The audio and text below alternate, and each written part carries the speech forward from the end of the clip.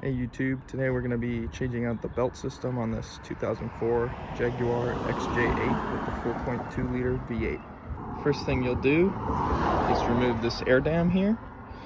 There's some pop clips right here that you just twist to get off. I actually don't have them anymore, so I do not need to do that, and you just lift it up and out. Next thing we'll want to do is disconnect the MAF sensor. It's done by pressing this tab down, wiggling it a little bit, so you can see, get it. Next thing you'll want to do is remove this engine beauty cover by twisting these bolts a quarter turn in the 4 locations as shown, and taking off your oil cap,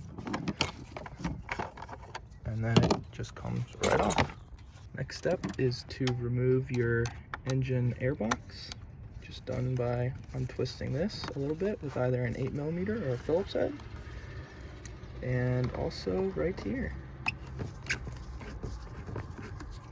Next you'll want to grab this right here, this breather hose, on both sides, press down on the little tabs and wiggle it out so you can see those.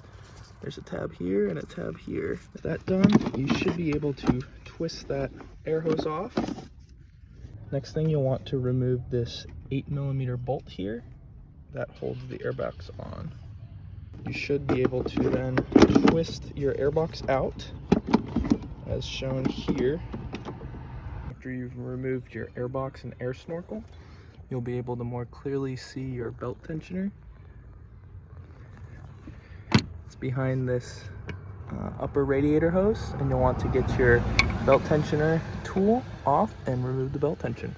So after you've removed your belt tension and the belt is hanging, to get to the idler pulley here, all you need to do is loosen this 15mm bolt in the center.